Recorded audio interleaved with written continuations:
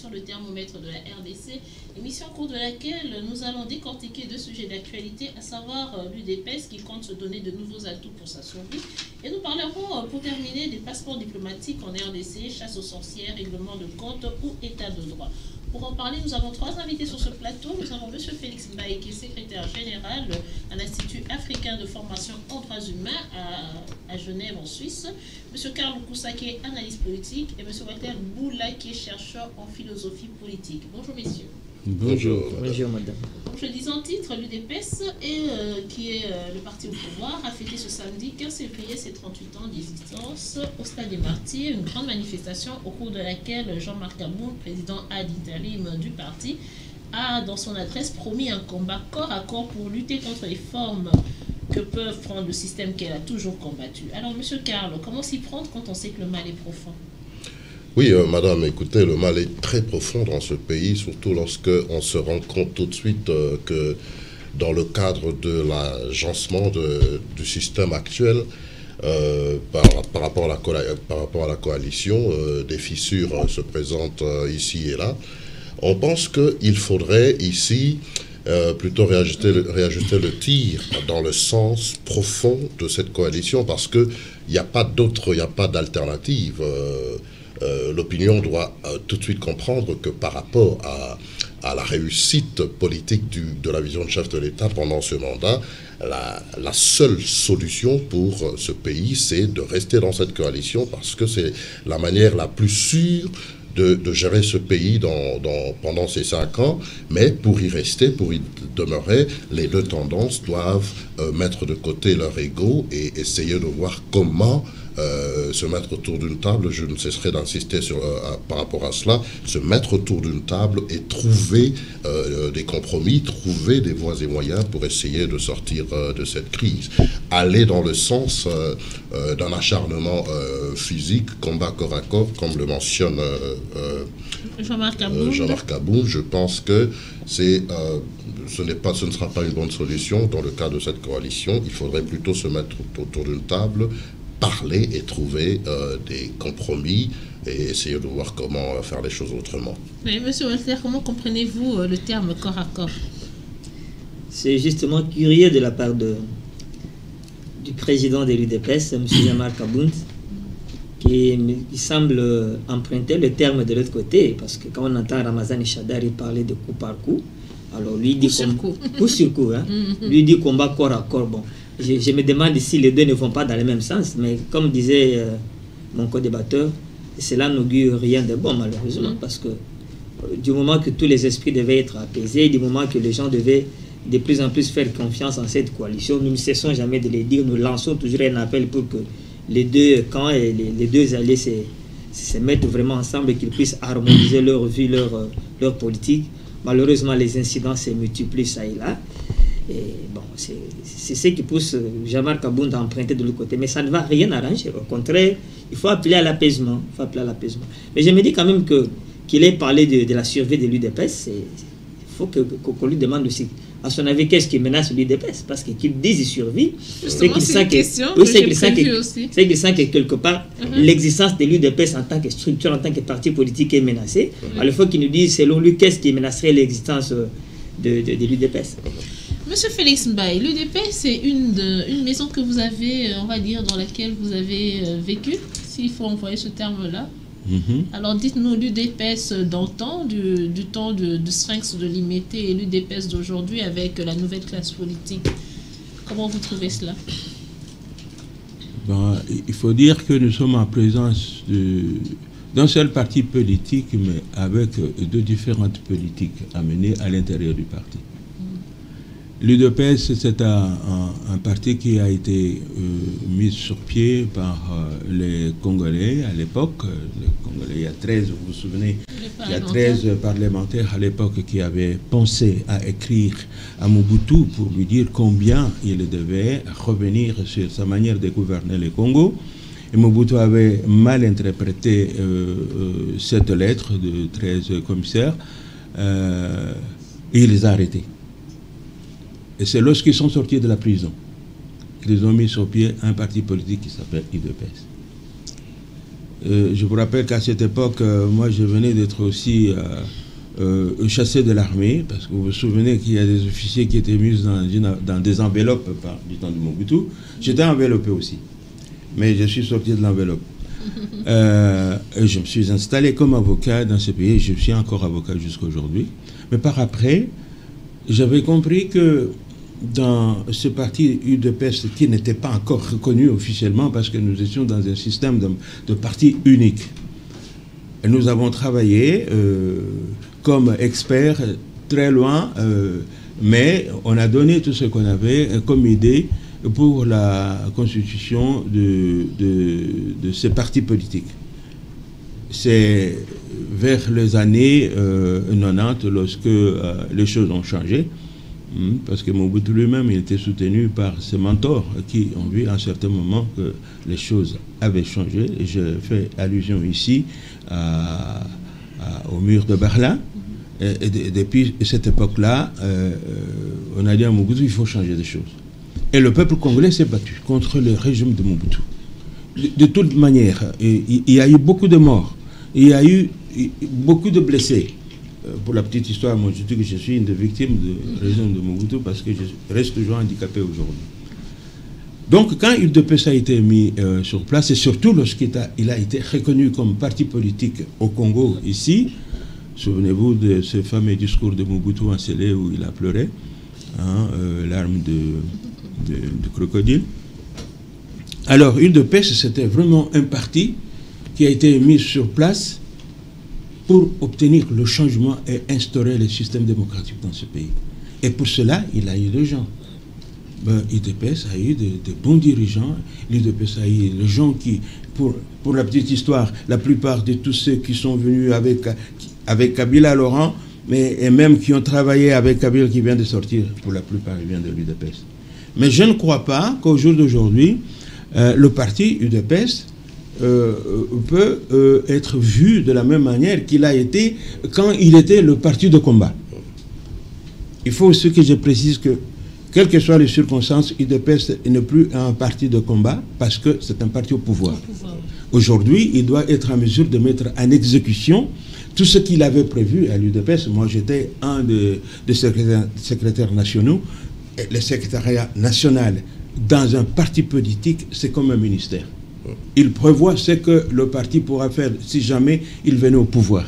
Et au jour d'aujourd'hui, je pense que l'UDPS doit, les membres de l'UDPS, les différents secrétariats de l'UDPS doivent mettre à la disposition du président de la République avec son gouvernement leurs analyses correctes pour obtenir le changement qui est très nécessaire dans ce pays.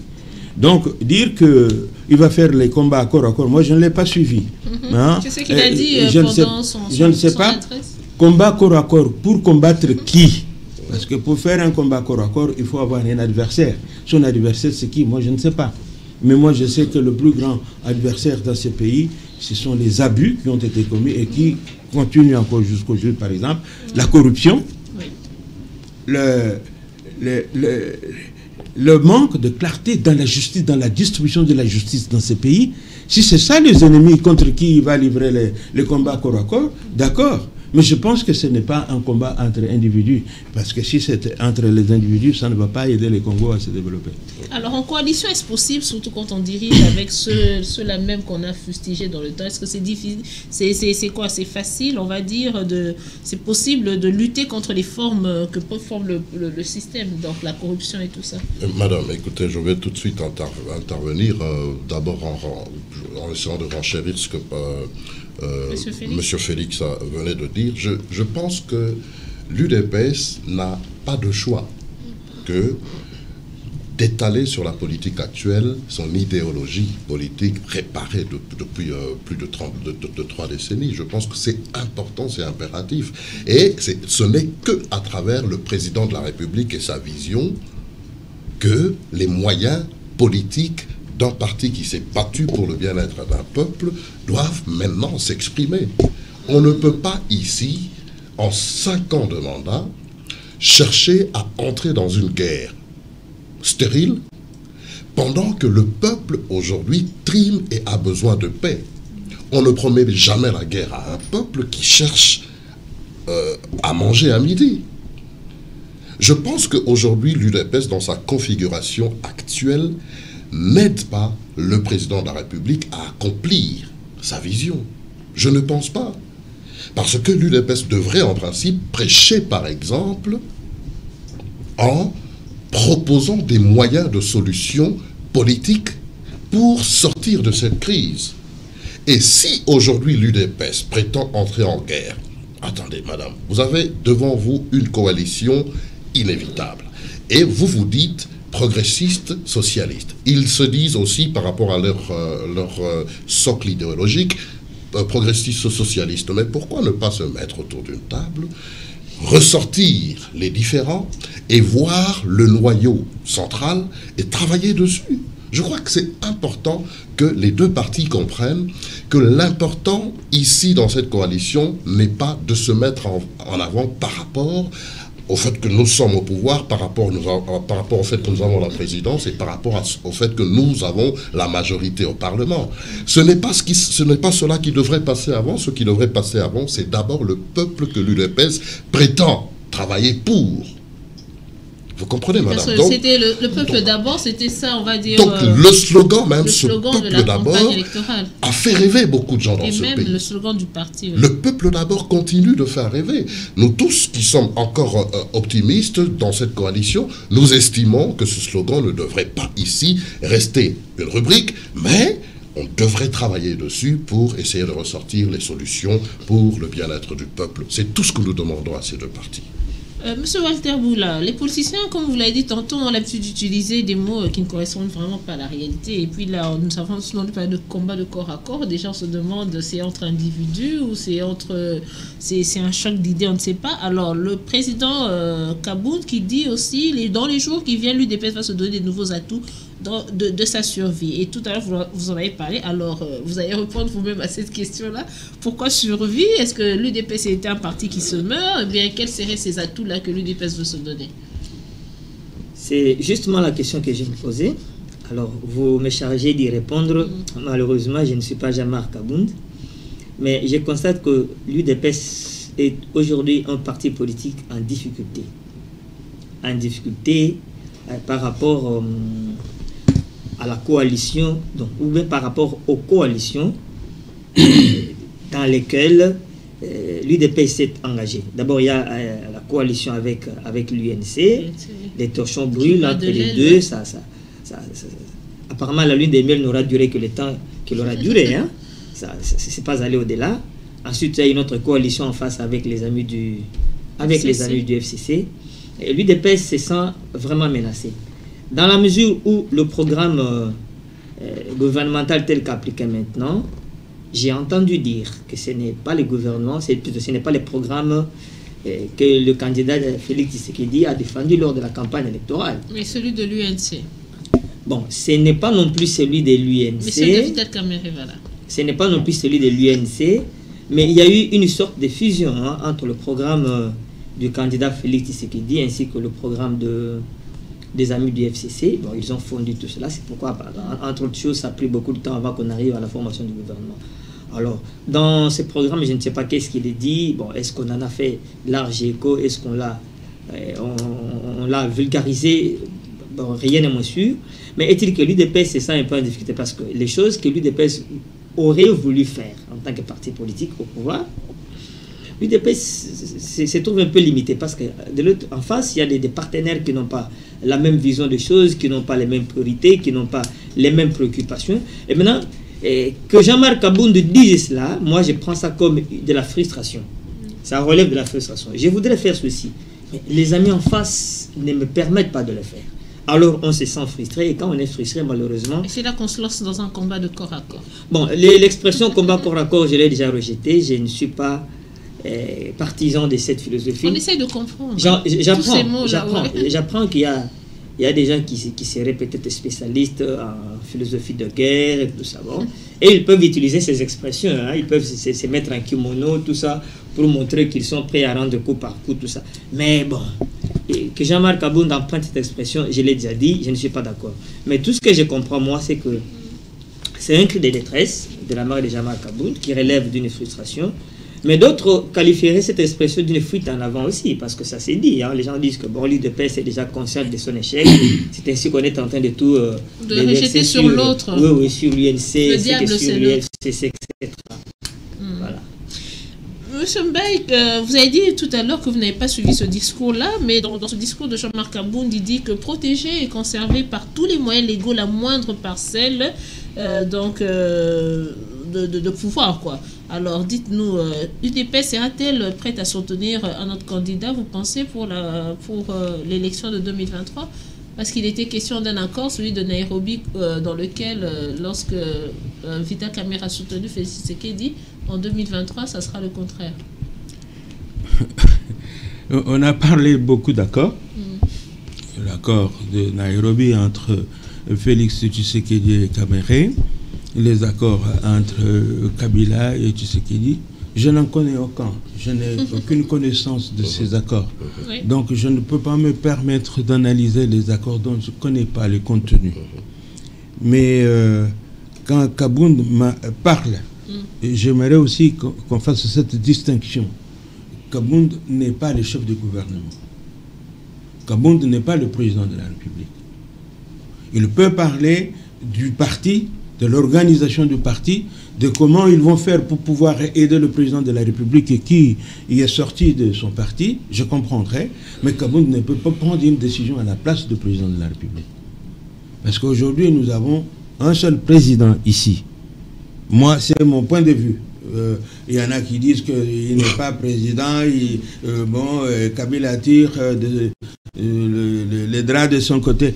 Moi, je sais qu'il y a un seul président de la République ici.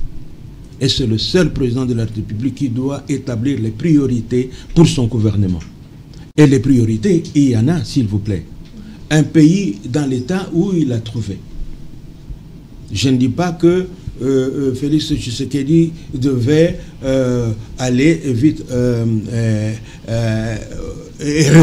réussir sur tous les plans, parce qu'il ne peut pas réussir. Quand tu trouves un pays dans l'état où il a trouvé, il faut quand même, pas seulement lui, il faut faire les constats, et puis il faut les gens valables pour pouvoir accompagner le président de la République dans la réussite de son programme. Donc je dis qu'Abound peut parler de la réorganisation du parti, parce qu'il faut réorganiser ce parti-là. Je parle avec précision parce que moi je suis un ancien secrétaire national de ce parti-là. Je sais comment ce parti était dirigé à l'époque, il y a plusieurs années. Et on pourrait savoir pourquoi vous l'avez quitté? Je n'ai pas quitté, je suis parti d'ici parce que nous n'avons pas parlé de circonstances qui ont entouré mon départ du Congo pour la Suisse. Okay. Ça, c'est un autre problème. Oui. Mais j'ai assumé vraiment des grandes fonctions, et ici, et même à l'étranger. Pour le compte de l'UDPS. Pour le compte de l'UDPS. Donc, j'ai dit qu'Abound, tout ce qu'il doit faire, c'est essayer de réorganiser le parti, parce que le président de la République, qui sort du même parti, a besoin de son parti organisé pour l'aider à mener son action en tant que président de la République. Par contre, je ne sais pas, l'UNC et FCC, ils doivent, comme l'UDPS, ils doivent mettre de côté leurs différends. Parce que la République du Congo n'est pas faite tout simplement de FCC, de UNC ou encore moins de l'UDPS. Ils ont convenu pour diriger le pays ensemble. Dans cette coalition, ils devaient faire preuve de l'amour qu'ils portent à la fois aux Congolais et au Congo. Et il y a des choses à faire, s'il vous plaît. Ils doivent établir la priorité. Moi, j'estime que la grande priorité dans ces pays, c'est la sécurité du Congolais, c'est la sécurité de ceux qui dirigent, et c'est la sécurité de frontières du Congo, parce que les frontières du Congo ne sont plus sécurisées. Ça, c'est très important. Je pense aussi que dans ces pays, pour mieux faire des choses, il faut combattre. Si Kabound est prêt à faire le combat corps à corps avec tous ces magistrats qui ne font pas leur travail, et même les avocats, moi je suis aujourd'hui avocat, je sais vous dire que prochainement, moi je vais pouvoir publier, dans le cadre des violations des droits humains, nous sommes maintenant décidés à publier toutes les violations des droits humains dans ce pays, Et vous allez entendre ce que nous allons dire. Et je pense que quand ils vont nous voir publier ces choses-là, moi je vais les pousser à porter plainte contre l'Institut. Comme ça, nous allons devoir toutes les preuves, nous les mettons sur la table. Il y a des choses à faire dans ce pays. Dans le domaine de l'impunité, le magistrat ne fait pas le travail qu'il doit faire. Dans le domaine de la corruption, à tous les niveaux, on est corrompu. À tous les Congolais sont devenus corrompus aujourd'hui. Et c'est normal apparemment. Ah oui, mais on ne peut pas parler de corruption comme étant une vertu. Vous comprenez? Donc, il y a des priorités dans ce pays. Au lieu que, même dans le cadre de la fameuse coalition, que chacun se fasse violence pour privilégier le bien-être du peuple congolais. Parce que le Congolais, là, il est en train de rompre dans la misère depuis des décennies. Et s'ils pensent que c'est le moment d'aller se faire la guerre entre eux pour des raisons que je ne connais pas très bien, là, ils se trompent. Parce qu'il y a des priorités dans ces pays pour le gouvernement. Et il n'y a qu'un seul président de la République qui doit les faire. Et je pense qu'il doit vraiment porter son costume de président de la République et défendre le Congo et défendre le Congolais. Monsieur Karl, avez-vous vraiment l'impression que cette coalition, on va dire, s'implique vraiment dans le problème des Congolais, dans le quotidien des Congolais, pour parler ne fût-ce que du social, ou bien elle est plus préoccupée à peut-être à jeter des pots de banane, comme on dit, au gouvernement actuel, ou bien au président de la République, pour pouvoir justement justifier cet échec-là dans 3 ans, c'est ça? Oui, madame, moi je dirais tout de suite ici que donc, le vrai combat ici pour la réussite du social dans ce pays, c'est d'abord l'homme congolais. Le corps à corps dont M. Kabound est en train de faire allusion, je pense que c'est un corps à corps interpersonnel, ça doit être lui-même. C'est ce qu'il devrait, en tant que leader d'un parti de la carrure de l'UDPS, c'est ce qu'il devrait en principe prêcher à ses partisans. Pas aller, parce que lorsque vous dites à un citoyen congolais qui vient au stade, dans un discours, un partisan, un militant, vous l'incitez dans un combat corps à corps, sans avoir explicité c'est quoi exactement ce combat corps à corps dans lequel vous voulez l'engager. Il le prend mal, il le comprend mal, et demain, vous allez vous rendre compte que des militants entre eux se combattent. Parce que pour eux, la traduction du combat corps à corps, elle est tellement littérale lorsque vous ne faites pas... Vous n'élucidez pas ce combat corps à corps selon, dans votre perspective, ce que ça veut dire. Parce que je ne pense pas que dans la tête de M. Kabound, il ira se battre avec Chadari corps à corps. Je ne pense pas. Donc c'est une métaphore qui devait en principe être élucidée et être bien explicitée à ces combattants qui sont venus au stade l'autre jour. Donc, c'est des déclarations irréfléchies, pour moi, immatures, qui risquent de créer une insurrection. Moi, je pense que tel que Maître vient de le dire, il faut commencer dans ce pays à sanctionner des déclarations qui peuvent inciter des pauvres citoyens qui ont très mal compris, qui ont très mal assimilé une déclaration d'un leader, qui peuvent les conduire à des mouvements qui peuvent être répréhensibles demain. Donc, nous avons en face de nous des leaders qui s'estiment des leaders, des grands partis politiques, des leaders qui devraient en principe prêcher. Nous les voyons inciter des gens à des actes qui peuvent plonger le pays à feu et à sang. Donc, c'est tellement irresponsable de leur part que je vois et je continue d'appuyer de repenser cette coalition. J'ai toujours ici, sur ce même plateau, appelé à revoir, à repenser cette coalition et à changer les acteurs politiques de cette coalition. En tout cas, j'aimerais ici insister en parlant des acteurs majeurs de cette coalition. Ils ne sont pas tous obligés d'entrer dans des échanges inutiles. La coalition peut se choisir des acteurs principaux qui vont se regrouper, peut-être autour d'une table, se regrouper autour d'une commission ou d'une cellule qui pourra gérer la coalition. Ils se sont peut-être choisi le lieu et l'endroit pour se lancer des pics un peu. Écoutez, madame, moi j'ai été déçu. Une frustration qui a été gardée longtemps dans son cœur et on se dit, bon, je profite de l'occasion. Je vais tout de suite élucider quelque chose. On parle de programme commun dans le cadre d'une coalition. Ce programme commun, je ne sais pas si vous êtes au courant de ce programme. Je ne suis pas sûr que ce programme a été déjà rendu public. Non, ça, je barre. Première erreur. Deuxième erreur, le contenu de la coalition, qui n'a jamais, à ce jour, une année après l'accession du président de la République à la magistrature suprême, le contenu de la coalition entre le FCC et le CAJ n'est connu de personne. Le pasteur Moukouna le disait. Deux. Et aujourd'hui, la problématique de l'exécution du pouvoir, de la délégation du pouvoir. Lorsque le président de la République délègue dans le cadre de la coalition, est-ce que cette délégation, ce pouvoir d'exécution à travers cette délégation par le président de la République est suivi à la lettre? Je ne pense pas. Parce que lorsqu'on a vu UDPS sortir de son récent conclave, les conclusions de ce conclave ont été pratiquement le contraire de la vision du chef de l'État.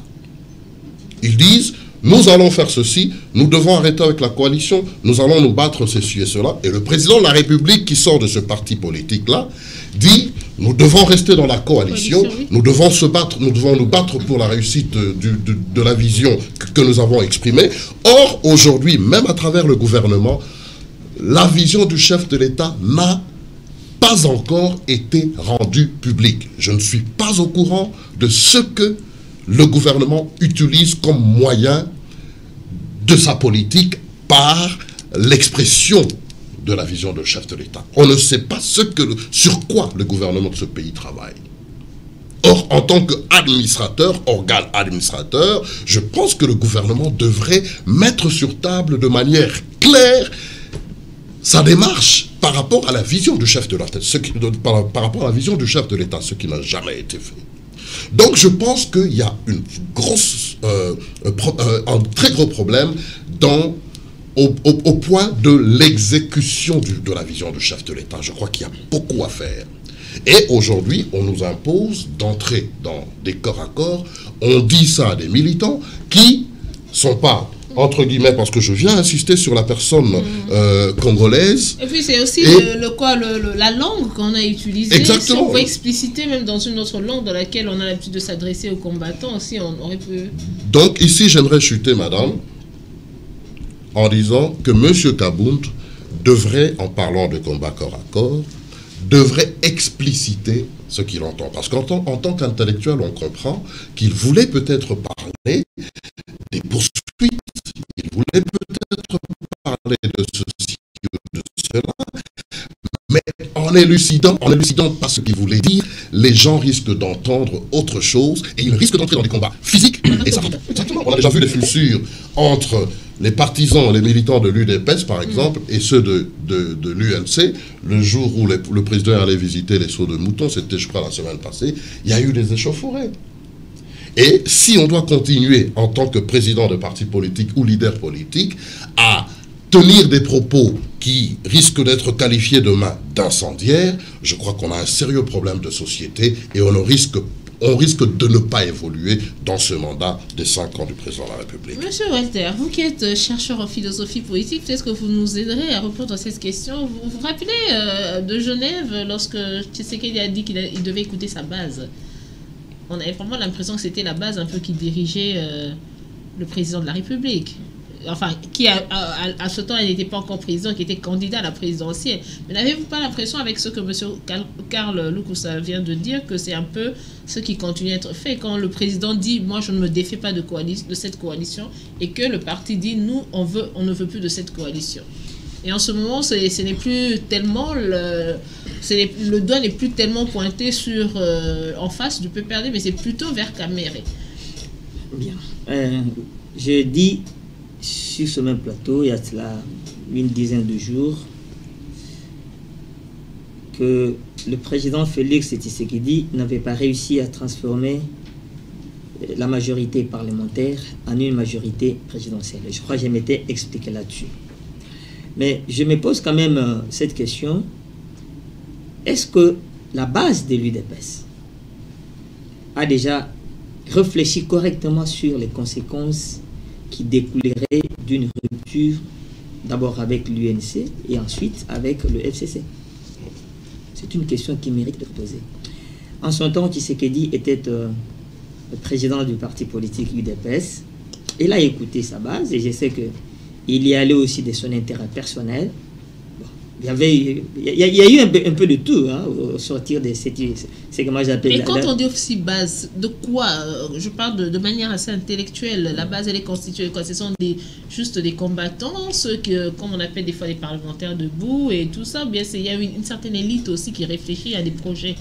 La base de l'UDP, c'est tout ça. Ce que vous avez appelé les combattants, les parlementaires debout. C'est tout ça la base. Et je l'ai dit sur ce même plateau que même au sommet de l'UDPS, les gens qui sont en train de diriger au destiné du parti, et ils se comportent plus comme militants que comme hommes d'État. Moi, je me souviens en son temps, François Hollande, c'est le premier secrétaire du Parti socialiste, c'était déjà un homme d'État tout fait. Rien de comparable avec Jean-Marc Aboun. Même pas avec Ramazani Chadari. Rien de comparable. Ça, c'est et puis des deux. Je crois que le président Félix n'écoute pas sa base. C'est une question tout à fait complexe.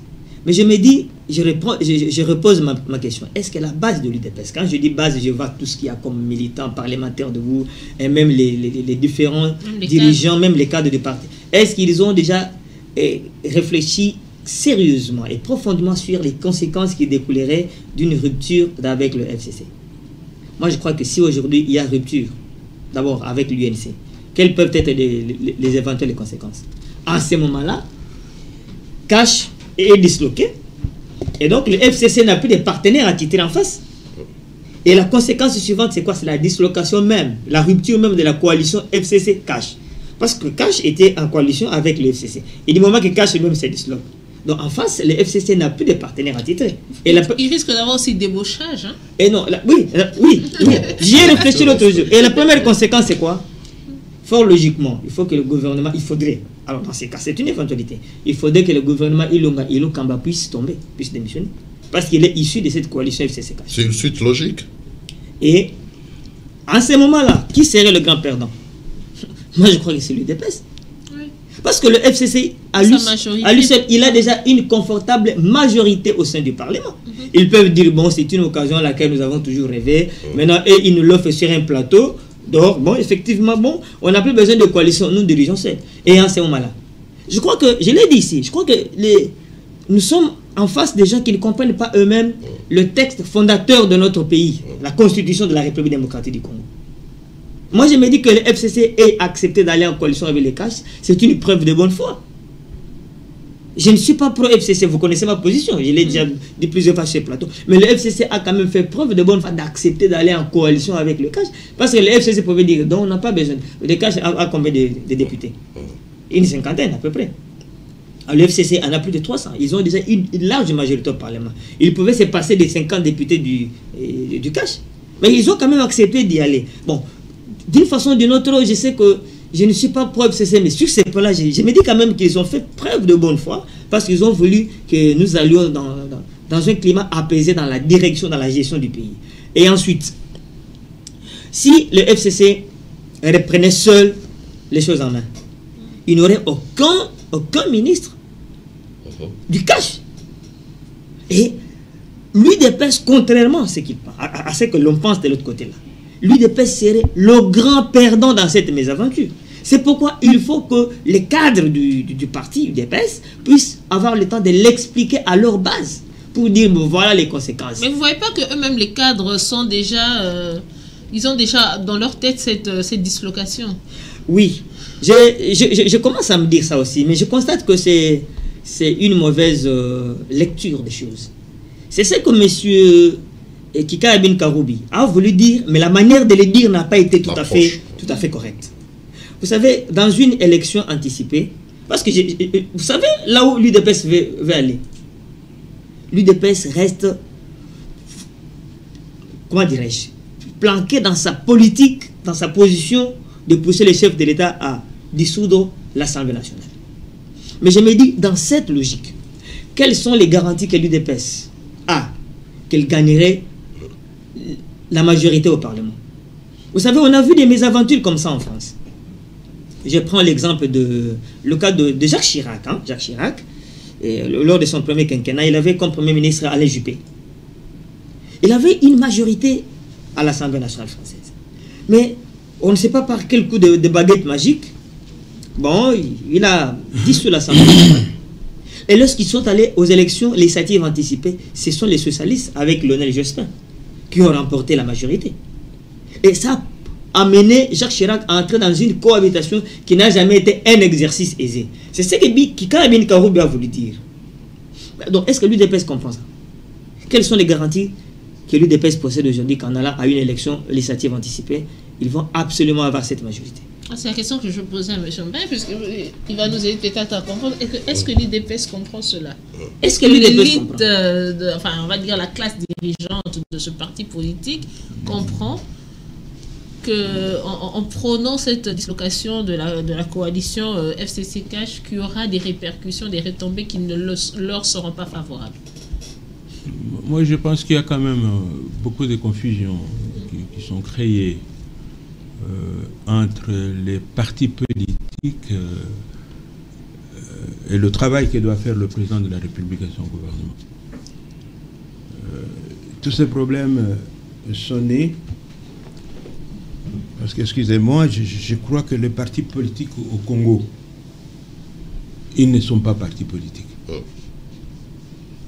Parce que la philosophie à la base de création des partis politiques dans notre pays, elle n'est pas pour le bien-être du Congo, du Congolais, ou encore moins pour le développement du Congo. Les partis politiques, on parle des FCC. Bon, mon prédécesseur parle des FCC. Mais FCC, c'est quel parti politique? Enfin, c'est une plateforme électorale. Voilà, c'est aussi une plateforme. Ce n'est pas un parti politique. CACH, ce n'est pas un parti politique non plus. Donc, il y a à la base manque de formation. Les militants de tous les partis politiques congolais actuels, y compris l'UDPS, parce que moi, j'ai été membre de l'UDPS, comme je vous l'ai expliqué tout à l'heure, on avait eu le travail à faire en profondeur, en commençant par ce qu'on appelle la base. On commence par là pour remonter plus haut. C'est-à-dire, un militant d'un parti politique doit comprendre le sens réel d'un parti politique. Combattre pour gagner le pouvoir et gérer le pouvoir dans le sens développement de ce pays-là, pour assurer le bien-être de ce peuple-là. C'est ça le but d'un parti politique. Et si le militant de base n'a pas encore compris ça, eh ben, le parti ne peut pas arriver à réaliser les objectifs qu'il se fixe. Et moi, je vous dis avec conviction que je ne connais pas un seul parti politique au Congo aujourd'hui qui fonctionne normalement. Ce sont les gens qui cherchent leurs petits intérêts égoïstes. Ils se mettent ensemble pour défendre une idée à eux et pas privilégier l'intérêt général du pays. À travers des idées. C'est pour cela qu'il y a la confusion aujourd'hui. Les membres de partis politiques doivent savoir que ce ne sont pas les membres de partis politiques qui dirigent le pays. Le pays est dirigé par le président de la République qui n'a pas la majorité parlementaire. Mais ce n'est pas une raison pour ceux qui ont la majorité parlementaire. Ils doivent savoir quels sont les objectifs réels de parlementaire. C'est quoi? Un parlementaire congolais, excusez-moi, j'apprends, je ne suis pas sûr, j'apprends qu'il touche 13 000 $. Mais ce qu'il y a, il sait qu'il y a des fonctionnaires de l'État qui ne touchent pas plus de 50 $ par mois. Lui, il est élu par le peuple et il touche cet argent-là et il est bien. Est-ce qu'il regarde derrière lui? Il est allé dans le milieu, là où il a été élu, pour savoir comment vivent les gens. Généralement, ils oublient, ils oublient le but d'un parlementaire, ce n'est pas de menacer les institutions. C'est de voir comment on peut faire pour aider les institutions à marcher convenablement. Et je crois que c'est tout ça le problème. Quand on parle de rupture de la coalition, ce n'est pas l'UDPS, les membres de l'UDPS qui doivent décider de la rupture. Il y a les signataires de cette coalition. Est-ce que, bon, si le président de la République ou M. Caméré, ou encore moi, je ne sais pas, FCC, le président, c'est qui FCC là? L'autorité morale, c'est Joseph Kabila, le coordonnateur. Non, mais morale, non, voilà aussi notre confusion. Justement. Hein? On dit un gouvernement. C'est Néhémie Moulania qui a non, mais moi j'ai dit qu'il y a vraiment une confusion totale. Une confusion totale. Parlant de cette autorité morale, dites-moi, qu'est-ce qu'un ministre, un parlementaire va aller faire à Kingakati alors que les institutions, l'institution parlementaire est ici en ville, l'institution gouvernement est ici en ville? Qu'est-ce qu'ils vont aller chercher là-bas? Le mot d'ordre. Mot d'ordre. Donc, c'est-à-dire qu'il y a quelque chose quelque part qui ne marche pas bien dans ce pays. Il y a un président de la République et il est ici. Il y a un ancien président qui est à Kingakati. Il est même parlementaire. Oui, il est sénateur. Oui. Mais je ne sais pas combien de fois il a siégé. Bon, j'espère qu'il va siéger bientôt. Bon, mais parce que pour siéger, il ne va pas siéger à Kingakati. Il doit venir siéger ici. Donc, il faut que les gens se mettent en tête. Il y a... Monsieur Carl, ou ça? Oui. Mon fils qui a dit tout d'abord, excusez-moi quand je t'appelle le fils, vous n'allez pas vous... Non. On est bien éduqués. C'est logique. Hein. Je suis le papa. Merci beaucoup. Je suis le papa. Alors, j'ai dit, il faut que toutes ces confusions s'arrêtent. Soit on est dans un pays de droit, soit on est nulle part. Mais si on est vraiment dans un pays de droit, je crois même que le gouvernement doit prendre des mesures pour empêcher les gens qui vont à Kingakati de ne pas y aller pour besoin de la chose publique, s'il vous plaît. À Kingakati, s'ils veulent aller voir M. Kabila pour manger les morceaux et se partager ce qu'ils peuvent se partager, ça. Mais les décisions de l'État, ce que l'État doit faire, le gouvernement doit faire ou le chef d'État doit faire, ne doivent pas venir de Kingakati. Donc je dis tout simplement, c'est une question de former ces militants, dans chaque domaine d'ailleurs. Mais je pense que l'UDPS, les dirigeants de l'UDPS sont en train de sortir un petit peu de leur rôle en tant que dirigeants du parti. Mais il y a des choses qu'ils doivent faire. Aujourd'hui, je crois qu'ils doivent chercher les voies et moyens pour aider le président de la République de mieux gouverner. Et le président, pour mieux gouverner, d'ailleurs, il n'a pas seulement besoin de l'UDPS, hein, parce qu'il est dans une coalition. Oui, il a besoin de tous les Congolais. Et chaque membre de la coalition doit savoir aussi qu'il y a les Congos et les Congolais. Et tout doit être fait en fonction du développement du Congo et du développement des Congolais. Mais pour faire ça aussi c'est un autre problème. On va le faire avec qui? Parce que le Congolais lui-même, excusez-moi, hein, tout ce que nous sommes en train de vivre, mais c'est la faute du Congolais. Et surtout de ceux qui s'appellent intellectuels. C'est les dirigeants qui nous dirigent, c'est nous qui les choisissons. Oui, mais bon, nous pouvons aller, je ne sais pas combien de temps nous avons, mais si vous parlez de tout ça, on peut aller dans chaque rubrique pour voir il y a les plus grands problèmes du Congo, c'est le Congolais lui-même. Mais quand on parle, moi je passe sur la rue, je vois ce qui se passe dans les rues, dans la ville de Kinshasa comme ailleurs d'ailleurs.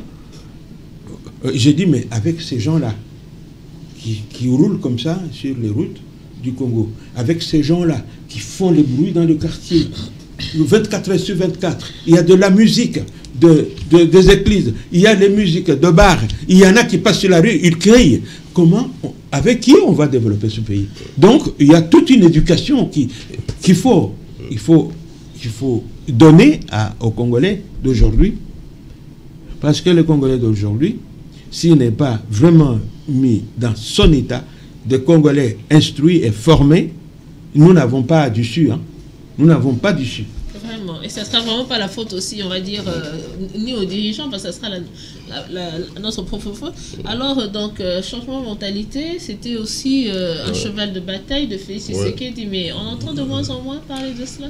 Bon, écoutez, madame, le changement de mentalité, c'est un procédé, c'est un processus. Est-ce qu'on l'a commencé? Oui, bien sûr, les institutions ont été mises en place. Et j'aimerais ici insister sur l'indice de développement humain, qui est un facteur très essentiel dans le développement des mentalités aussi. On est en dessous de la moyenne, c'est exécrable, complètement unique. Mais bon, on fait un effort. À qui la faute à la faute aux Congolais, parce que je ne viendrai pas ici pour on met en cause la cellule de base de famille aussi. Non, mais justement, l'indice de développement humain, ça s'estime en termes de regroupement familial. Donc ce n'est pas dans la rue qu'on estime cet indice. On va dans chaque famille, on voit le développement par rapport à l'éducation des enfants. Donc le facteur éducation revient toujours dans ce que nous disons. Donc moi je pense que le travail doit se faire en amont, en partant de chaque famille. Allez-y voir à la cité comment les gens se comportent, c'est impossible. Mais moi, je ne vous raconte pas l'histoire samedi. Je passais en moto, j'ai vu un petit garçon, je crois qu'il devait avoir limite 12 ans, qui venait déverser les détritus, je crois qu'il a pris chez lui à la maison, la poubelle, là, sur la route, sur la chaussée. Et je l'ai indexé, mais je vous dis que je me suis fait insulter par un gamin de 12 ans. Exactement. Donc, vous voyez un peu ce que ça reflète, la société actuelle. C'est un sérieux problème. Vous irez dans n'importe quel pays en Europe, par exemple, ou même ici en Afrique du Sud, par exemple, vous trouvez des corbeilles à chaque 20 mètres. Sur la place publique. Mais vous marchez, vous êtes en plein boulevard.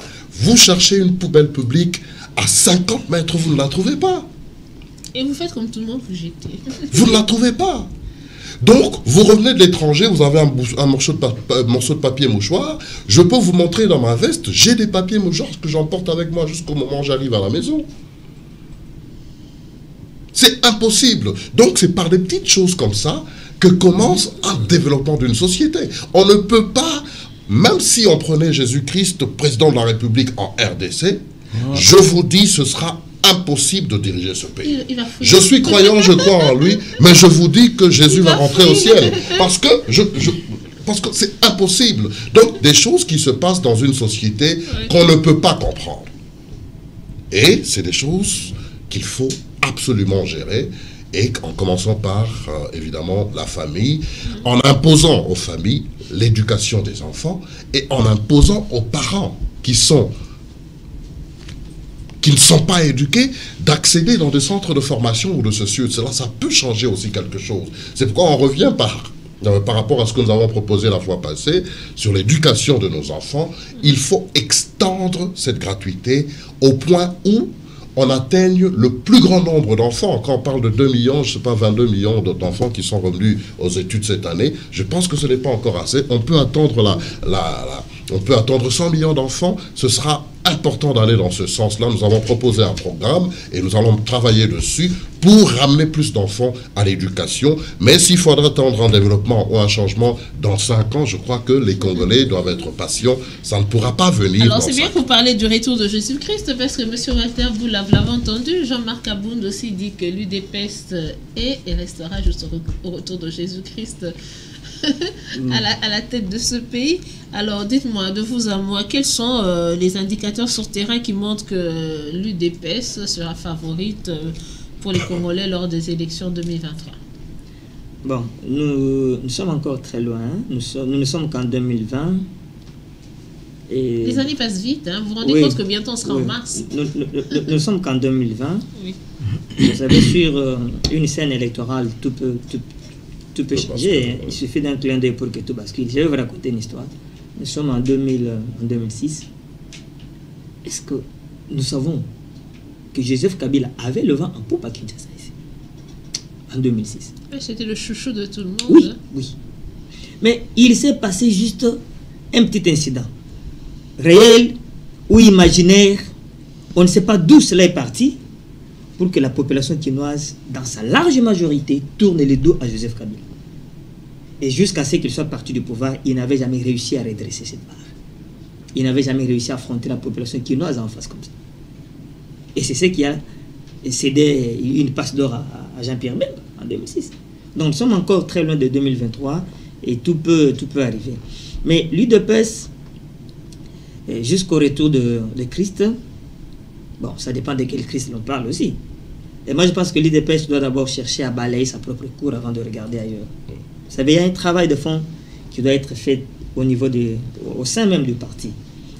Il y a quand même des courants contradictoires au sein de l'UDPS. Il y a les gens qui disent ici. Il y a même des gens qui remettent en cause l'actuelle direction du parti. moi, je pense que c'est ça le grand travail sur lequel devaient s'atteler les acteurs dirigeants.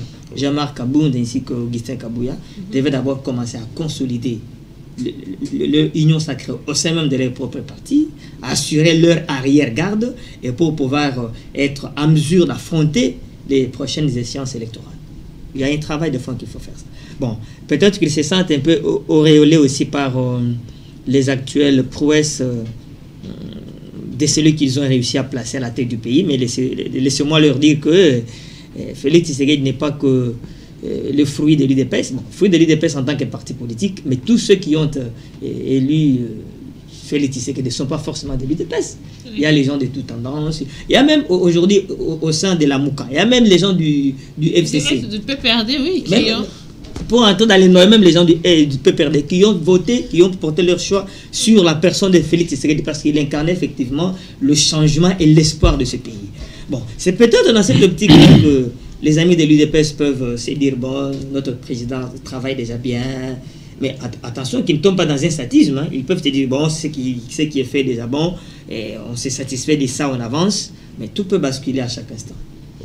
Alors, Monsieur Félix Mbaya, ça sera votre dernier mot pour ce sujet, parce que nous allons entamer le deuxième. Pensez-vous que Félix Tshisekedi a vraiment ce charisme-là au sein de son propre parti politique? Parce qu'on a l'impression qu'il dit une chose et les autres disent le contraire. Le 5 de Limité, son père, Étienne, était l'homme qui, lorsqu'il tapait du poing sur la table, tout le monde se rangeait. Mais avez-vous l'impression que c'est le cas actuel avec mais non, même du temps de M. Tshisekedi, il y avait quand même les gens qui lui disaient ce qu'ils pensaient. C'est pour cela que le parti devait porter cette dénomination de démocratique. Donc c'était un parti démocratique. Il devait amener la démocratie et la démocratie, c'est-à-dire écouter aussi les autres. Ça, c'est un fait. Tshisekedi n'a pas été dictateur, moi je peux vous le rassurer parce que j'étais son conseiller pendant des années et je lui disais les choses, même ce qu'il n'aimait pas, mais il m'écoutait. Hein, il a écouté aussi beaucoup d'autres gens qui étaient tout autour de lui. Même quand il était Premier ministre, j'étais aussi son conseiller, mais dans les conseils de ministres, il écoutait tout le monde. Donc la démocratie, le fait de se faire contredire dans son propre parti ne pose pas de problème. Mais seulement les contradictions doivent être des contradictions constructives. Quand quelqu'un pense dans un parti politique qu'il peut apporter quelque chose de positif pour aider le parti à aller vers l'avant, c'est tout à fait normal. Le président de la République ne peut pas tout connaître, sinon il n'aurait pas autant de conseillers, autant de ministres. Hein? Justement, en parlant des conseillers de ces ministres-là, vous pensez qu'il en avait besoin d'autant? Excusez-moi, mais je ne suis pas Félix. Je m'appelle Félix, mais je ne suis pas Félix Tshisekedi. Hein? Mais moi, je suis Félix Kalombo, lui, il est Félix Chilombo. Alors, c'est un peu difficile. Bon, mais c'est lui qui fait le choix. Et le président de la République, tout comme n'importe qui, un ministre, un directeur de cabinet, même un commerçant, quand il fait un choix des collaborateurs, il sait ce qu'il peut tirer de ses collaborateurs pour l'aider à mieux accomplir la tâche qui lui incombe. Donc c'est à lui de voir, peut-être qu'il a pris les gens une année, c'est suffisamment assez pour qu'ils comprennent. Est-ce que celui-là, je peux le garder? Est-ce que je ne peux pas le garder? C'est lui qui doit faire les choix. Il en est de même pour le gouvernement. C'est lui qui doit voir tel ministre, est-ce qu'il a fait le travail qu'il devait faire? C'est lui qui doit voir. Mais moi, je dis qu'il a besoin de conseillers, parce que sans conseiller, vous ne pouvez rien faire. On a toujours besoin de quelqu'un d'autre pour construire son édifice. Donc, à ce niveau-là, je pense que la contradiction ne doit pas faire barrage à ses intentions en tant que président de la République. Mais parce que de temps en temps, il peut quand même écouter. Il y a d'autres réactions qui sont bonnes. Mais quand on fait des réactions pour faire des réactions, qui n'a pas le but n'est pas d'aider le président de la République ou son gouvernement, parce qu'il est quand même issu de l'UDPS. L'UDPS doit faire quelque chose pour lui apporter en plus de ce qu'il fait. Donc, aller chercher des troubles inutilement, ça, ce n'est pas ce qu'il faut aujourd'hui. Je l'ai dit autant pour UNC, autant pour FCC, les regroupements FCC, parce que ça, ce n'est pas un parti politique, c'est un regroupement. Et là aussi, ne croyez pas que tout le monde parle le même langage, hein, le FCC. Mais le problème ce n'est pas d'appartenir à tel groupe ou à tel autre groupe. C'est-à-dire quand vous êtes ensemble dans un gouvernement, dans une administration pour gouverner un pays, il y a les objectifs que vous devez mettre en évidence et les exécuter comme il se doit.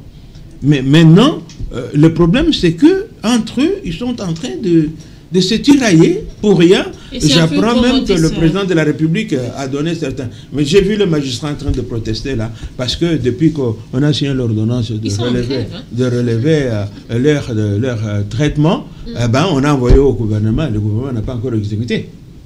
Qu'est-ce que cela veut dire, ça? Bizarrement, dans ce pays, ceux qui ne gagnent rien ne manifestent pas, mais ceux qui gagnent plus, lorsqu'il y a un moment, vous savez, bon, moi je comprends, hein, des fois on est habitué à un certain train de vie, quand on n'avait rien, on se contentait du peu qu'on a, mais lorsque maintenant on a plus que ceux qu'on avait, eh ben, on se met à déclarer quand même, il y a 1 mois, 2 mois d'arriéré. Alors, bon, c'est pas le sujet. L'arriéré, je ne veux pas parler d'arriéré ici parce que ça peut m'amener. Est-ce que vous connaissez les gens qui vivent avec un retard de 20 ans d'arriéré? Ah oui, oui. J'en connais moi. Comme ce n'est pas les sujets ici, je ne veux pas aborder ça. Alors, nous allons passer au deuxième sujet qui est l'épisode des passeports diplomatiques. J'ai beaucoup ri ce week-end, surtout quand M. Karl m'a envoyé une certaine image. Alors, les passeports congolais pour les anciens dignitaires du régime de Joseph Kabila a défrayé l'actualité depuis quelques semaines. Le cas en dernier lieu de Kalev Mutande, ex-président de l'ANER, qui s'est vu retirer son passeport en décembre par la Direction générale des migrations, et celui qui fait le plus parler. Monsieur Karl, pourquoi ce subit sursaut quant à ce dossier? Bon, madame, d'abord, il faut retracer les faits parce que dans un dossier aussi sensible comme celui-là, il ne faudrait pas ici commencer à faire des déclarations qui ne sont pas prouvées, qu'on ne maîtrise pas bien, mais par rapport au passeport, je pense que l'État a un sérieux problème de restructuration dans ce domaine-là. Surtout au ministère des Affaires étrangères, où sont justement issus ces documents, ces titres de voyage, ces documents d'identité. Parlant de M. Kalev, qui s'est justement vu interpellé la semaine passée par rapport à une identité, usurpation, telle que ça a été dit dans certains médias, on parle d'usurpation de qualité. Et dans ce même dossier, on voit apparaître dans un coin, profilé quelque part, on voit qu'il y a certaines choses qui ne sont pas vraies, comme conseiller politique à la primature. Conseiller politique à la primature, oui. Titres ou fonctions qui sont donnés par un décret. Oui. Et M. Kalev, après son titre de AG à l'Agence nationale de renseignement, n'a pas été rappelé au gouvernement, du moins de manière officielle, pour exercer ses fonctions de conseiller à la primature. Mais titre qu'on voit apparaître sur un ordre de mission qui a circulé sur les réseaux sociaux et qui étonne. Mais la grande question ici se pose à ce niveau. M. Kalev, avec ce titre de voyage, sort par la grande porte. Et il y a même le sceau de la Direction générale de migration qui va avec le document, en fait, sur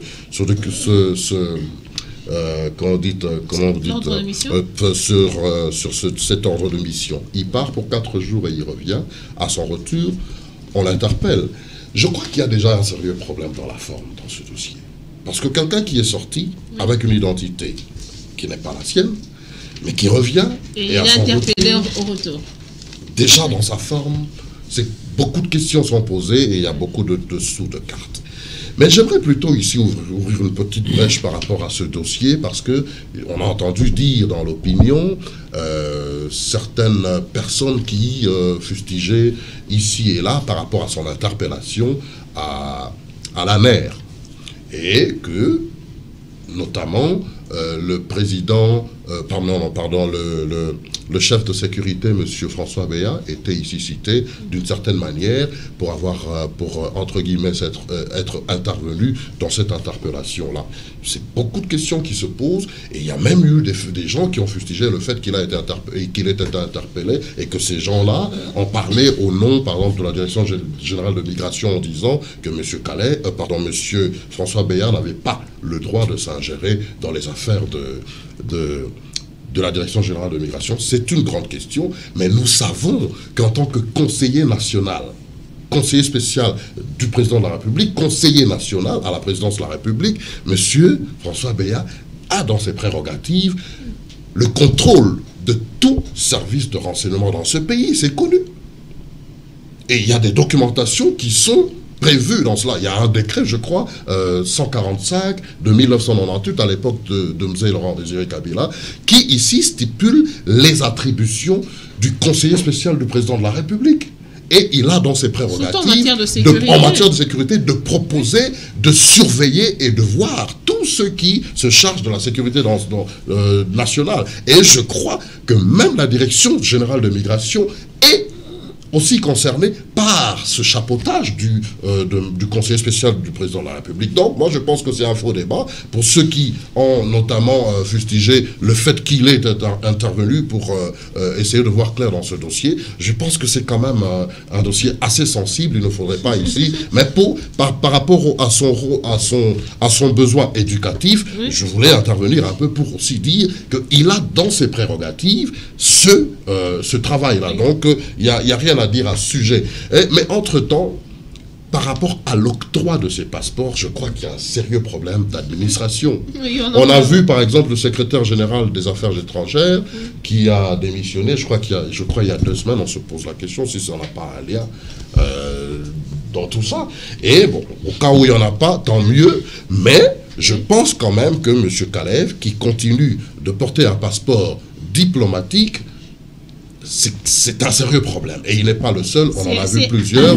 On a eu le problème, on a eu le cas Emmanuel Ramazani Chadari, on a eu le cas Marcelo Chambo et tout ça, Jeannette Kabila aussi. Donc c'est quand même une question de revision, de restructuration de ce service public-là, de l'État, qui pose quand même problème. Donc il faut y jeter un coup d'œil. Monsieur Walter, est-ce que vous pensez, comme ceux du FCC, que c'est de l'acharnement, c'est une provocation de trop, et Caleb Mouton même parle de règlement de compte?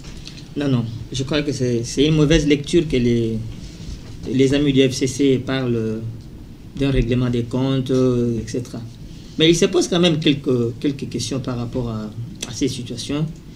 Je me sens mal à l'aise, s'il faut que nous puissions aborder, que nous puissions aborder de tels sujets. Mais vous vous rappelez, je l'ai dit... En tant que Congolais, vous vous sentez mal à l'aise? Oui, parce que c'est des choses qu'on ne peut voir qu'ici. Heureusement qu'en France aussi, ça a eu lieu avec l'affaire Benalla, vous vous rappelez. Oui. Bon, ça a créé des dégâts dans l'opinion, même dans la famille politique du président Macron. Mais je me dis que sur ce même plateau, vous allez vous rappeler que je me suis dit, lorsque, en son temps, c'était Augustin Kabouya, je crois. Augustin Kabouya ou bien quelqu'un d'autre qui avait accusé Caleb Mouton d'espionner le chef de l'État. Bon, ça, 48 heures était trop pour que M. sorte de son silence légendaire pour qu'il réponde. J'avais dit sur ce même plateau que Kabouya doit avoir mis le doigt sur quelque chose qui a fait mal à Caleb Mouton. Et je crois que les faits peuvent me donner raison aujourd'hui. Vous savez, qu'est-ce qui se passe? M. Karl a soulevé quelque chose de très important. Comment voulez-vous que le même Caleb qui sort du pays légalement avec le même passeport puisse avoir des années à son retour? Moi, je doute qu'il s'agisse d'un simple problème de passeport. Je doute qu'il s'agisse d'une simple question d'usurpation des titres. Oui, surtout que M. François Beya se met aussi dans la sauce. À mon avis, il y a plus. On peut voir qu'il y a un problème de sécurité là. Il y a plus. Un sérieux problème de sécurité. À mon avis, il y a plus. Vous savez, il n'y a pas qu'à PIC TV que nous suivons. Oui. Nous suivons aussi d'autres médias, notamment RFI. Nous avons suivi dans une correspondance de quelqu'un de RFI qui est sur place, qui a fait, par certaines informations, beaucoup trop sensibles. Trop sensibles. Et le M23 n'est pas resté silencieux depuis plusieurs jours. Ils ont répliqué par un communiqué pour dire, bon, Caleb n'y est pour rien, on l'accuse, n'y est pour rien. Donc moi, je crois que cette histoire des passeports, c'était un faux débat. Mais il y a un problème de sécurité beaucoup plus importante par rapport à l'œuvre montante. C'est ainsi que vous voyez tous les états-majors des partis du FCC mobilisés, accusant les uns, accusant les autres, tout ça. Je crois que la question est très sensible et que M. François Béat se soit impliqué. Bon, les amis de la DGM peuvent voir ça des mauvaises mais je crois que c'est quand même de son droit, ça relève de ses prérogatives qui s'impliquent dans cette question. Et peut-être que les prochaines semaines, nous en dirons plus. M. Kenneth Mouton, dans sa réponse à Augustin Kabouya, a dit qu'il aurait octroyé sous Kabila des passeports au cadre de l'UDPS. À quel titre? Donc pour dire que c'était une pratique qui se faisait, qu'il fallait pas crier... Je ne sais pas à quel titre il devait donner de tels passeports. Oui.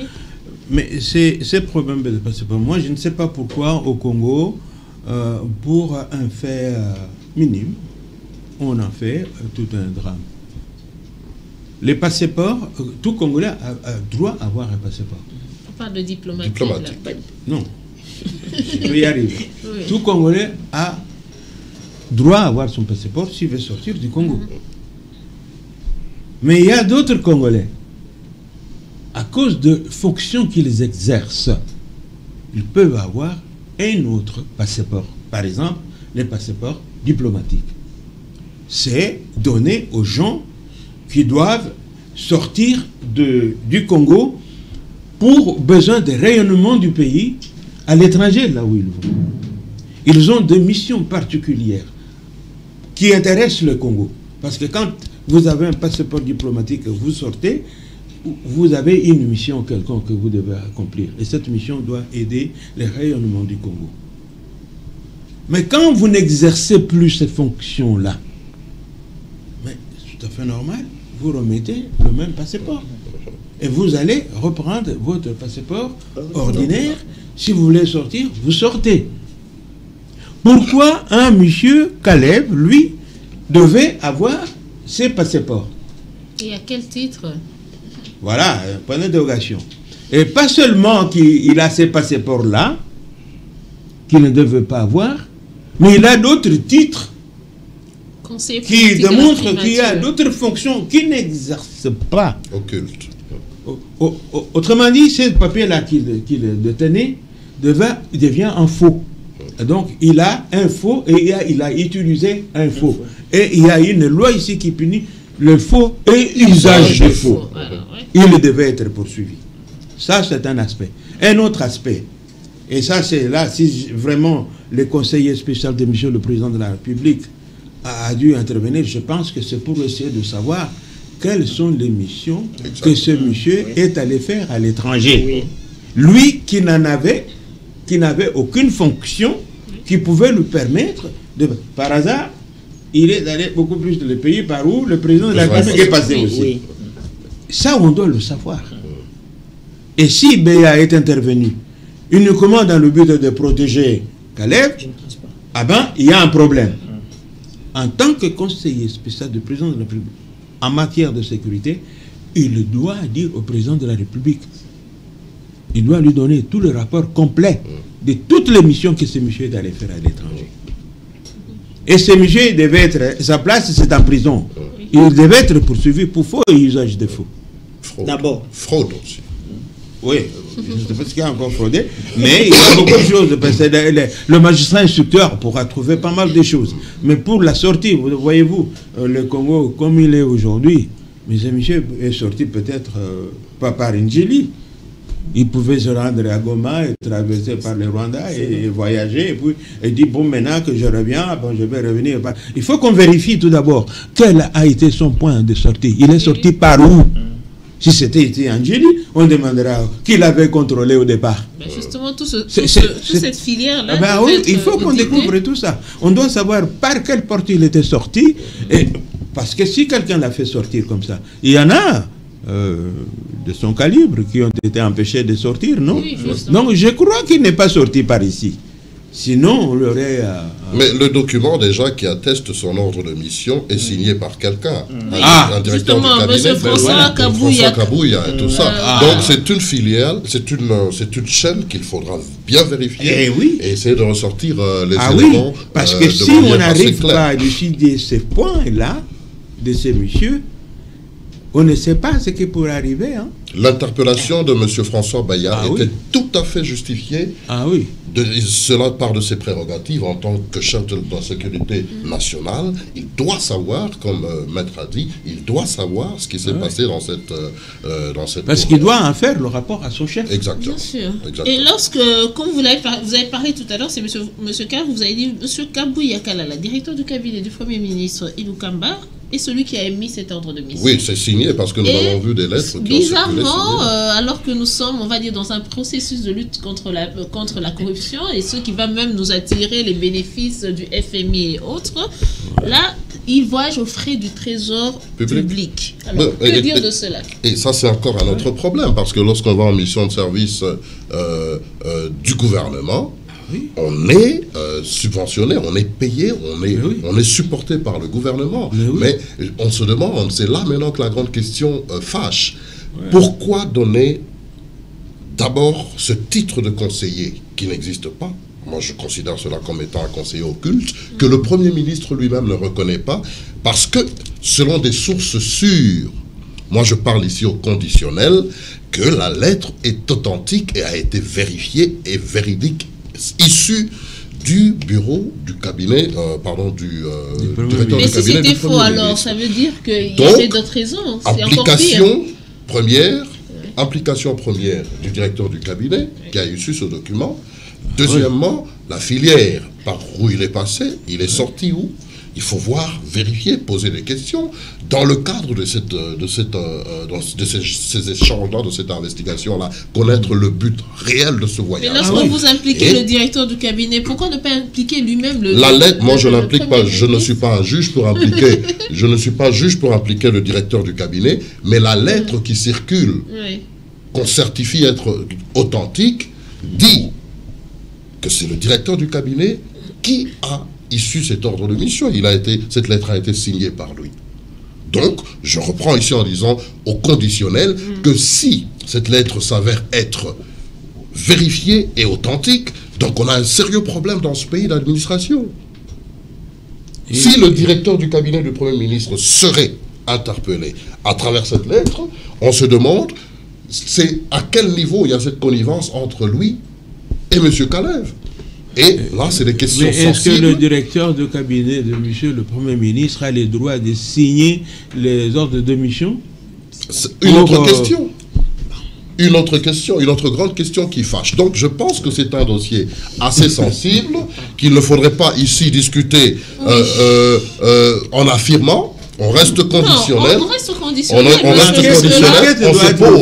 On se pose des questions parce qu'une enquête est en cours. Voilà. On se pose des questions par rapport à cette enquête en cours, enquête qui est en cours, et on reste prudent en disant que la justice, comme le veut le président de la République, fasse véritablement son travail.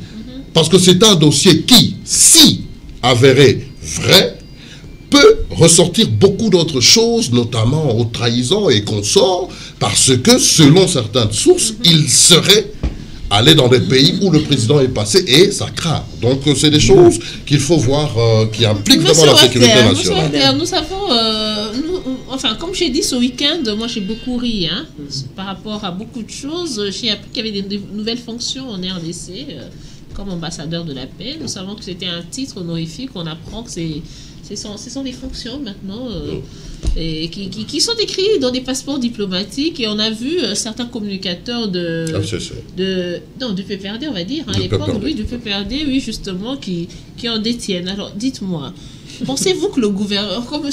Karl a dit, on ne va pas se mettre à pérorer dessus, alors que... Mais on essaye de comprendre. Alors, moi, ma grande question, c'est, pensez-vous que le gouvernement actuel, avec M. Ilou Kamba à la tête, est d'un apport bénéfique à la marche du pays? Bon, c'est tout à fait complexe tout ça, madame. Vous savez, cette question, nous ne devrions pas. M. Karl l'a dit, Maître Félix l'a dit, je vais dire la même chose. C'est de la matière hautement sensible que nous ne devrions pas traiter avec suffisamment de légèreté. Mais moi, je me dis, avant que je ne réponde à votre question, parce que pour moi, c'est une vaste blague. C'est une vaste blague qu'on prenne un communicateur d'un parti politique qu'on lui colle un titre officiel d'ambassadeur de la paix. Nous savons que c'est un titre honorifique. Honorifique, c'est pour ça que je dis même que où est le pauvre, il est combattu. Parce qu'actuellement, lui, il a travaillé pour avoir ce titre-là.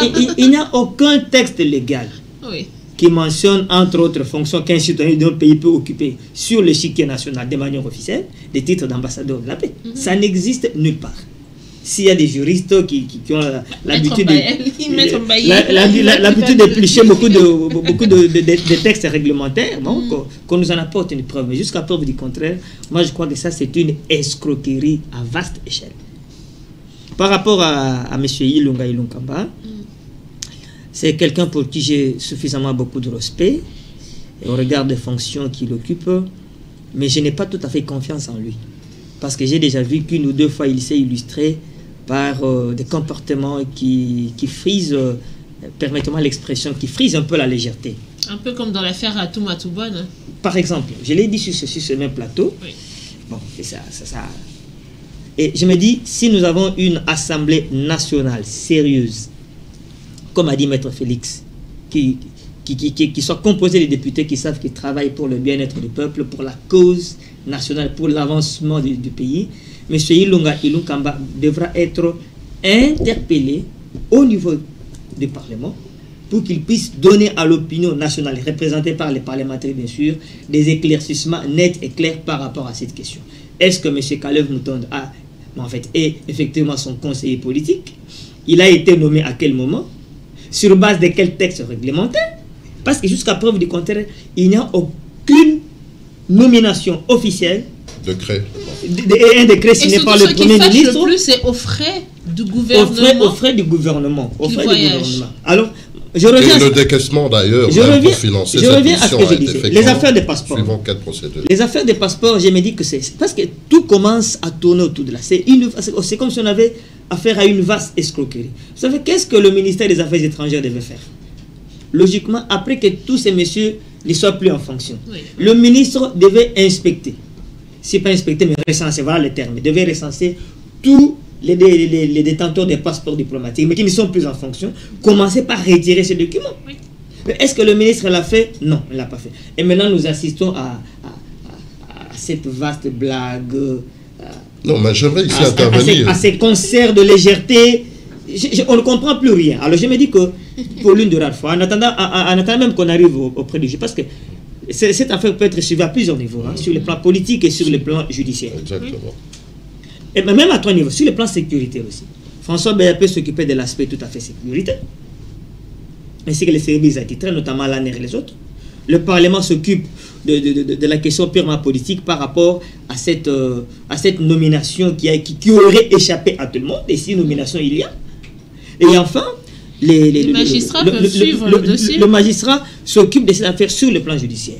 Je crois que c'est une question qu'il faut prendre très au sérieux, c'est une matière sensible qu'on doit pas traiter. Mais ce qui fait mal, vous allez entendre au bout de 2 jours, on n'en parlera plus. Il y a beaucoup de dossiers comme ça. J'espère. Qui font un tollé, puis, comme je dis toujours, c'est le calme plat, et ça fâche, et ça énerve, et ça fait mal. Et des fois, même pour faire cette émission, je dis pourquoi je vais en parler. Non, madame, j'espère que lors de notre dernière émission, notre dernier passage, je ne savais pas que nous étions à quelques heures du départ de M. Fleury Kabangenumbi. Je suis quand même heureux qu'il ait été remplacé, mais j'espère que celui qui a pris cette fonction devra faire des choses autrement. Il ne faut pas qu'on nous habitue avec des dossiers. Vous avez même dit la fois passée, il y a même certains dossiers qui seraient déjà rongés par les mythes. Oui. On ne comprend rien. Est-ce qu'il a même le temps de jeter un coup d'œil? J'espère que l'actuel, je n'ai pas encore maîtrisé les noms, j'espère que l'actuel procureur général près la Cour de cassation devra apprendre à faire des choses autrement. J'espère. Monsieur Félix, n'est-il pas temps pour le président, votre homonyme Félix Tshisekedi de remanier un peu ce gouvernement? On en parle, les gens disent que ça sera peut-être la solution pour casser certaines choses. C'est vrai que les postes sont répartis déjà, mais au fait, on est plus un peu dans un débat de personnes. Oui, mais c'est une prérogative qui est reconnue au président de la République, qui doit apprécier le travail fourni par chacun des ministres. Je l'ai dit tout à l'heure. Il a des ministres, il a des conseillers, mais s'il estime que telle personne n'est pas en mesure d'accomplir la tâche qu'on lui a donnée, parce que le travail de chaque ministère, il ne faut pas le prendre individuellement comme ça. C'est un travail d'ensemble. Voilà, le gouvernement se donne comme tâche, voilà l'objectif que je dois atteindre. Mais pour atteindre cet objectif, vous, tel ministre, vous ferez ceci, et vous ferez ceci. Et chacun a ses attributions particulières. Mais si, lui, il voit que dans l'exercice de la fonction, il y a certains ministres qui ne font pas le travail, et ça l'arrive, hein. Parce que lui-même a dit à Londres qu'il y en avait certains qui obstruaient la bonne marche de son programme. Ah oui, mais obstruer la bonne marche, c'est-à-dire qu'il y a à boire et à manger là-dedans. Hein. Je n'ai pas encore toutes les précisions, mais j'apprends qu'il y a même certaines décisions du président de la République qui ne sont pas exécutées. Notamment le dossier Gécamine et voyez-vous, mais ça dépend encore de qui. Mais celui-là qui n'exécute pas, il n'exécute pas pourquoi? Il suit les ordres de qui? Et c'est là où je dis le président de la République, parce qu'il n'y a qu'un seul président de la République, il doit prendre aussi certaines mesures à l'endroit de certaines personnes. Hein? C'est comme ça qu'ils vont comprendre, nous avons un chef qui commande, qui agit et au nom du peuple congolais et au nom du Congo. Si quelqu'un, un président, oh là là, mais c'est lui le chef suprême des forces armées, c'est lui le premier magistrat, c'est lui le garant de toutes les institutions, mais qui peut ne pas alors exécuter l'ordre qui vient de lui? Il faut qu'il mette de l'ordre, tout à fait normal. Et quant au ministre, c'est lui qui apprécie. Il ne faut pas non plus qu'il prenne encore les plus mauvais que celui qui était là pour faire le travail. Donc c'est là où il doit faire un choix. À l'époque, même maintenant, dans certains pays, avant que le président nomme quelqu'un à une certaine fonction, il doit s'assurer de tous les renseignements concernant la personne. Sur le plan intellectuel, sur le plan humain, sur le plan social. On doit savoir qui va occuper telle mission. Évidemment, l'aspect intellectuel au Congo ne joue plus. Hein, parce que je ne sais même plus qui on doit appeler intellectuel dans ce pays, qui on ne peut pas appeler intellectuel. Ah oui, mais les exemples sont légion, hein, ici. Hein. Les intellectuels ont tué ce pays. Enfin, justement, est-ce qu'on se demande maintenant l'appât du gain, et ça sera votre mot de la fin parce que nous finissons cette émission, l'appât du gain, est-ce que c'était un esprit, on va dire, de cupidité prédomine même sur l'intellect de la personne? Bien sûr. Pour les Congolais, les choses sont un peu... il faut aller un peu plus en profondeur. Parce que l'impression que le Congolais a donnée, je vous raconte une histoire. Un Congolais qui était aux États-Unis et qui était en train de préparer son doctorat. Son directeur de travail, de fin d'études, lui parle avec lui. Et à un certain moment, il dit, mais mon cher ami, mais je vous aime bien, vous êtes un homme très intelligent, mais je ne comprends pas. Tout ce que j'ai fait ici, si après vous continuez à travailler ici chez nous, je serai très content. Mais quand je sais que vous allez rentrer chez vous, le lendemain, vous n'allez plus appliquer ce que vous faites ici. Et c'est ça, hein, c'est ça le problème avec les Congolais aujourd'hui. Hein? Et là, je crois qu'il faut aller chercher loin. Il s'agit, chez les intellectuels, ce qu'on appelle la malhonnêteté intellectuelle. Or, la malhonnêteté intellectuelle, c'est un crime. C'est criminel. Vous le retrouvez à plusieurs niveaux. C'est-à-dire, comment un intellectuel, on dit, bon, voilà, vous êtes intellectuel, d'accord, je vous donne, ça c'est un verre de vin. Si vous pouvez dire aux autres, si vous-même, vous devez vous convaincre que c'est un verre de vin, et puis il faut convaincre aussi les autres. Mais si vous faites ça, voilà ce que vous aurez comme avantage. Et il accepte. C'est à ce niveau-là où nous sommes arrivés ici au Congo, dans plusieurs domaines. Hein. Je n'ai peut-être pas le temps de citer les domaines dans lesquels nous avons déjà fait les investigations dans les domaines de violation des droits humains. Et cet intellectuel congolais-là, c'est lui qui a tué ce pays. Hein. Voilà, alors, monsieur Karl, vous dites comme certaines personnes, Mboko Penda, quel nous tout passe, tout est parce que on a chassé Kabila, on a dit que Kabila doit partir, et maintenant on se rend compte que... Non, moi je n'irai pas dans cette approche, dans cette optique-là. Moi je dirais plutôt qu'il faut un sérieux travail. Un sérieux travail de chacun de nous d'ailleurs. Il faut impliquer tout le monde dans ce travail-là. D'abord, pas impliqué, parce que lorsque je dis qu'il faudrait impliquer, ça voudrait dire qu'il faudrait que quelqu'un vous pousse à faire cela. Moi, je pense qu'il faut que l'implication, soit automatique. C'est un problème sociologique profond. Notre pays a besoin d'un changement social, sociologique avant le changement social. Le changement social sera absolument impulsé par le changement sociologique. La personne humaine, la personne congolaise. C'est ça le vrai problème de notre société. Il faut aller dans les bases et recommencer à re-enseigner nos familles. La formation à la base. Je crois que c'est le plus grand problème de ce pays. Donc, le jour où on réussira dans ce sens-là, c'est le jour où on commencera à avoir un brin de développement. Mais dans le cadre économique et politique, le travail est en train d'être fait au quotidien par un gouvernement, par des institutions qui sont mises en place, et la personne, comme Maître Félix vient de le dire, la personne choisie pour gérer une institution doit être une personne avérée, sérieuse pour la bonne marche de ce pays, sinon on n'ira absolument nulle part. C'est le mal est très profond, c'est un problème sérieux, il faut y voir beaucoup de réaménagement, y faire beaucoup de réaménagement, c'est la seule façon pour nous, notre seule issue de secours. Monsieur Walter, votre mot de la fin avec cette question. La DGM, vous en avez parlé tantôt, qu'elle devait recenser les faux détenteurs, on va dire, des passeports diplomatiques. Mais pensez-vous, avec tout ce qui a défrayé la chronique ce week-end, tous ces ambassadeurs de la paix, est-ce qu'il y a déjà eu une action menée pour qu'ils puissent restituer ce passeport-là?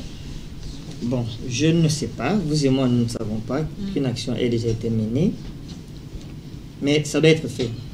Ça doit être fait au préalable pour qu'on puisse un peu assainir l'espace. Il faut assainir l'espace parce qu'il y a un peu de trop, un peu de... Parce que comme Maître Félix a dit, on peut sortir de Goma, on va, ou bien passer par Brazza et de là voyager. Il y a un peu de trop. Il faut que c'est le ministère des Affaires étrangères qui doit commencer par établir une liste de détenteurs des passeports diplomatiques. Il y a aussi des passeports de services dont on parle très peu, des passeports de services.